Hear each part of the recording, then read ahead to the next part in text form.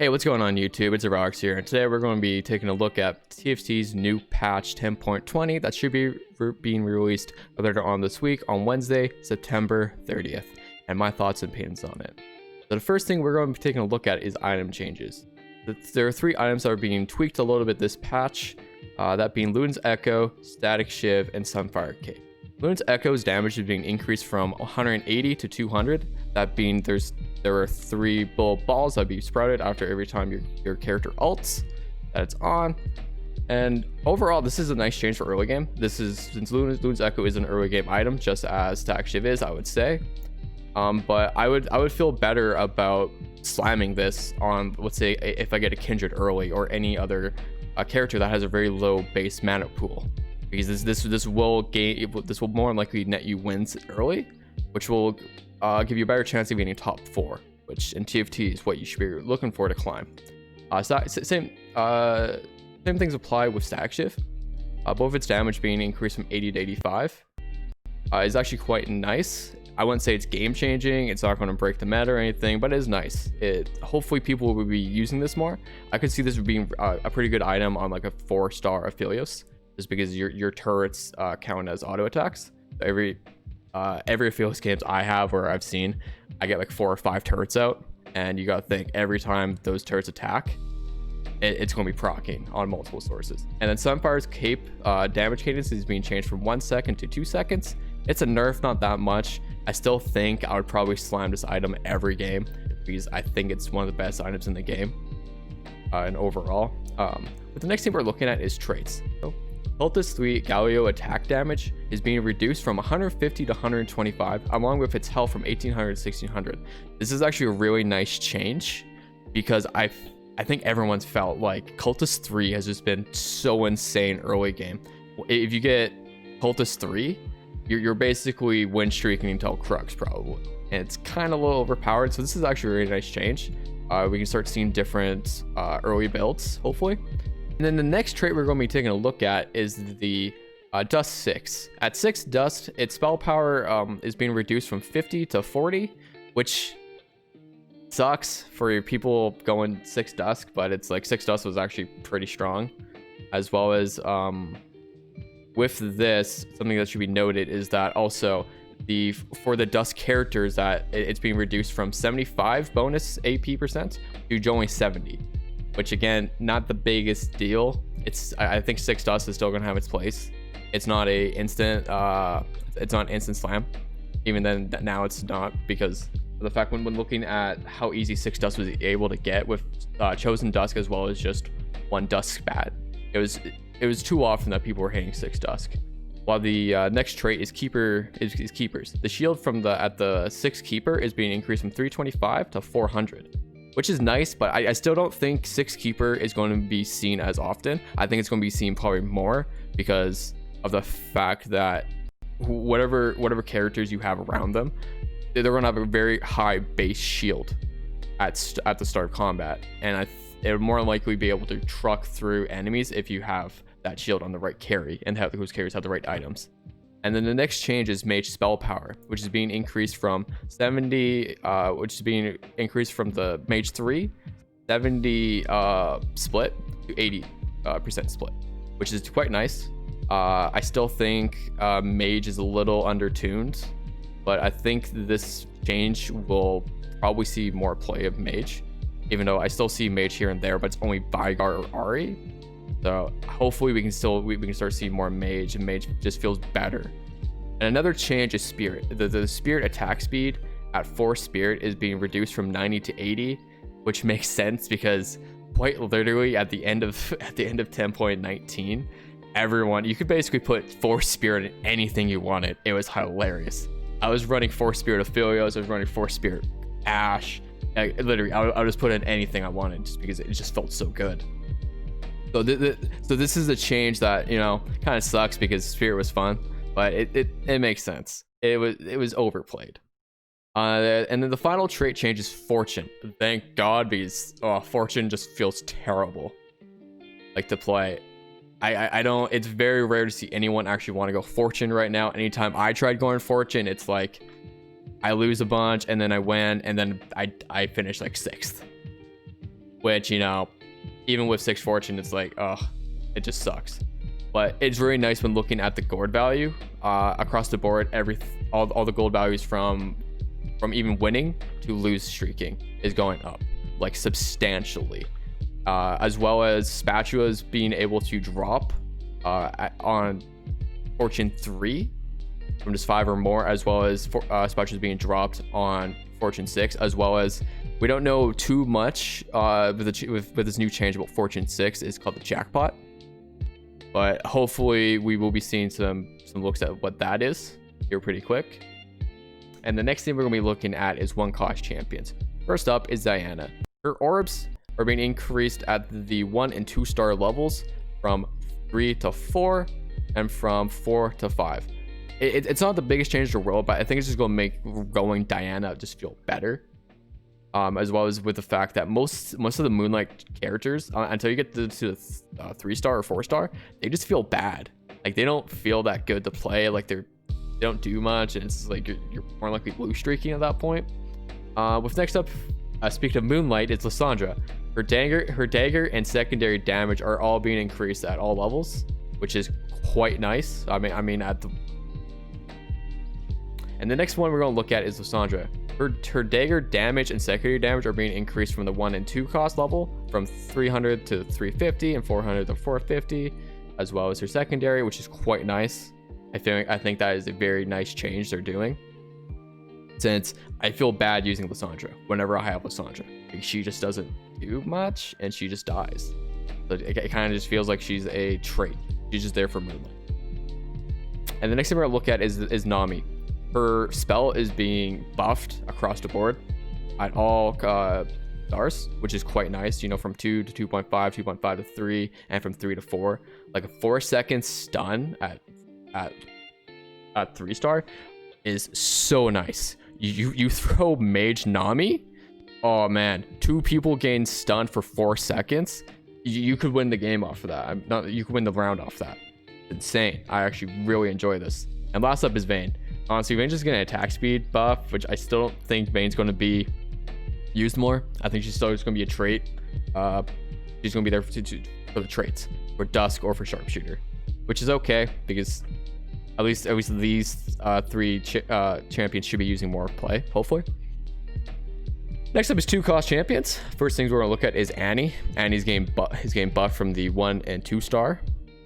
More sort of damage in her shield. I'm looking more at the shield more than the damage. Damage is whatever. I think it's a shield.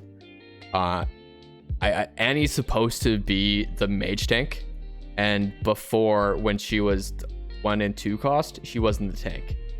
She was getting a small shield, but most characters by the mid game can burst through that shield right away, and Annie's just going to die anyway. So this change is actually quite nice.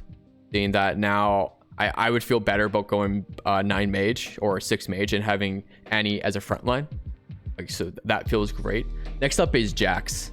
Jax is getting an attack speed buff from 0.65 to 0.75, as well as his initial starting mana pool is being reduced from 125 to 100. This change is actually quite nice. I feel better running Jax with this, because I can run him as an early game frontline, and he shouldn't die. My backline should be able to take care of the rest. Next up is Aphelios. His turret duration is being changed at the 1 and 2 cost levels from 6 to 7 and from 7 to 8. The rest being not changed. I like this change a lot, because until I get 3-star Aphelios, he doesn't feel like a champion. He does not feel good. His turrets get like 3 attacks off, and it just doesn't feel good. He doesn't do any damage. I can't build. I can't use him in any other comp. The only thing he is Moonlight and Hunter. Hunter, I feel like, is pretty weak. It's not terrible, but it's like it's not a trait I go for. I started the game. You know what? I'm gonna go for 5 Hunter this game. It just doesn't happen. And the last thing in the 2-cost champion is Hecarim. Hecarim's Spirit of Life ult, which is what gives him a bunch of healing, is being changed from at the 3-star from 500 to 600, which is nice. But I think Hecarim is still not going to be being played as much still, because of the fact that Hecarim's problem, I feel like, is the fact that by the time he gets his ult off, he's already at like 1/3 health, and this healing isn't going to do much. So by the time the ult's over, he's probably dead anyway. It's not the biggest deal. I think they're gonna have to look at more about Hecarim. Hecarim looks like an interesting character to use, but he's just not playable right now. I feel like he's more of like just you throw him in for Vanguard or for Elderwood, and that's it, which sucks. Next up is 3-cost champions. Our first one we're gonna look at is Zinzao. His mana pool is being changed from 50 to 30, which is nice. I think that's really needed. I'd never see Zinzao unless it's 3-star Zinzao with a bunch of insane items, as well as the fact that his ult is being changed from a spell to an auto attack, which means that instead of running Gunblade, you can use Bloodthirster, which is so much better because Gunblade doesn't do anything besides for that one little tickle for healing. Next up is Yumi. Yumi's healing is being increased at 3-star from 60 to 70%, as well as the attack speed from 50 to 60, which is really nice. I want to try a 3-star Yumi game where I just throw her out there and she just heals my entire team and gives a bunch of attack speed. I think that would be super fun with a blue buff. I love that change. Just a straight buff. I also feel like most Mystic characters besides Cassiopeia besides Cassiopeia and Janna aren't really used that much besides Zillion, but Zillion is the 5 cost and you usually don't find him until level 8, if not even level 9. And then what's up next is Veigar. Veigar's ult is being changed. Instead of targeting the lowest percent health person, he will target instead the lowest health, which is a huge buff, I would say, because instead of him just ulting your front line, he will ult the enemy's back line more than likely. I heard Mortdog use an example. He will Veigar will specifically target that Ashe when you're first seeing Brawler Ashe, which I think is so much better. But I also feel like they might need to look into this a little more specifically in the next coming changes. From his ult at 3-star being reduced from 1150 damage to 1000 flat, and the spell power gain at the 3 from 5 to 4. I agree with this. Like all the changes all together, I agree with. I think they might have to look more into the Veigar change, because I feel like once Veigar is able to ult with at 6 Mage, he's just going to be destroying the enemy's backline too fast and often, that I just don't think it's going to be very productive fair to everyone else. It's just he's just going to kill that backline, and then that's the end of the game. There's not going to be much counterplay besides hopefully Zephyring it. Yes. Next up, we're going to be looking at 4-cost champions. The first champion being Riven. Riven altogether at 3-star is being nerfed by 25%, which is needed. Riven is too powerful. She's over. She's just, the moment you get Riven, you slam her and you just give her whatever she wants. Doesn't matter what items, really. You just run Riven and you win, essentially. You either win or lose. Come second. That's just how she goes. So the like 25% nerf at 3-star is really nice. For example, like instead of getting 1000 shield, she gets only 750. But it's also, you have to realize the scales of AP. So you give her a death cap as well as have Dusk, and that shield was ridiculous. She was quite literally unkillable. In some instances. Next up, we're going to be looking at Shen. Shen is, I love Shen before. I felt he was a good champion, but I can understand where the changes are coming from. Like Shen's base armor was too low, as well as so it being increased from 60, being increased to 60 from 50 is quite nice. I think his biggest problem was his ult. Like 3-star Shen felt bad. Like you didn't want a 3-star Shen because it really didn't do anything besides give a big shield, but it ran out in 4 seconds. So it being changed from lasting only 4 seconds to 8 seconds is huge. Now when I run Shen, I know for a fact that if I get 3-star, that 4000 shield isn't going to go to waste like it was. And last up is 5-cost champions. Our first look is Lee Sin. Lee Sin mana being changed from 50 to 40 is nice. I still don't think we're going to see much Lee Sin just because of his traits, and as well as I don't think Lee Sin is that good of a champion. Next up, we're going to be looking at is SETT. SETT's starting total mana is being changed from 50 L 125 to 70 L 175, which is huge. That means he's going ult later, and as well as there was a problem with SETT was if he got to his sit-up threshold while he was ulting, he wouldn't finish his ult, he would just go do sit-ups, and then that would waste his that would waste the ult. He wouldn't even go off, which is a huge problem. So that actually, I think, fixes that problem, as well as SETT was as a character was too strong. You could run him with anything and it didn't matter. You would just plop him there, he would ult once, go do some sit-ups, and then ult maybe two to three more times, as long as your teammate, as long as your board doesn't die.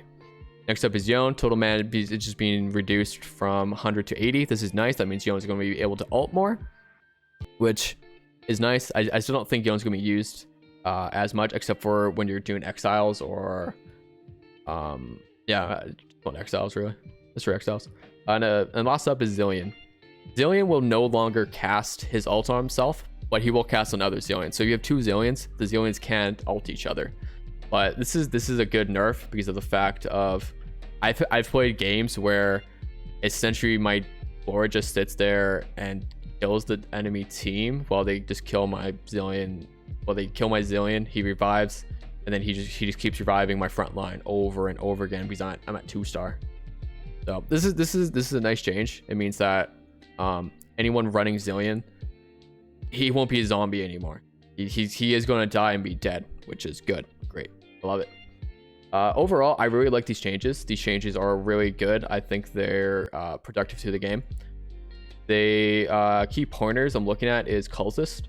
Cultist 3 being changed, being nerfed, means that I love the Cultists. So in Dusk Riven, a lot of the times you would run 3 Cultists just because it was easy to thread in, because you get Sharpshooter.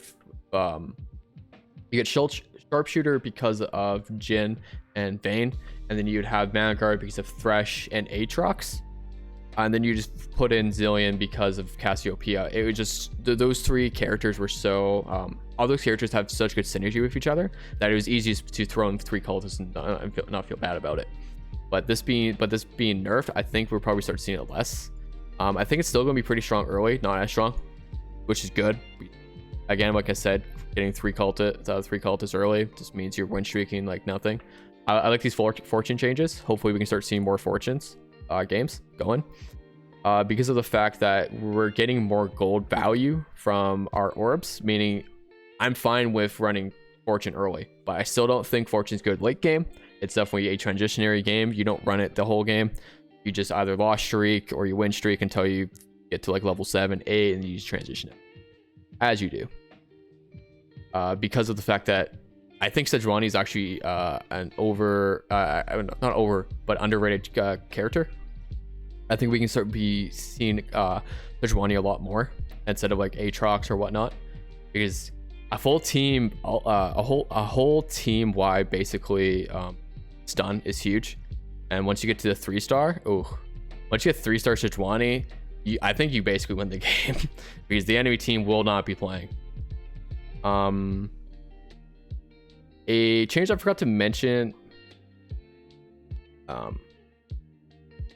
With that, thank you so much for watching this video. If you enjoyed it, please leave a like and subscribe. If you have other content you'd like to see, please feel free to leave a comment down below. Thank you for your time.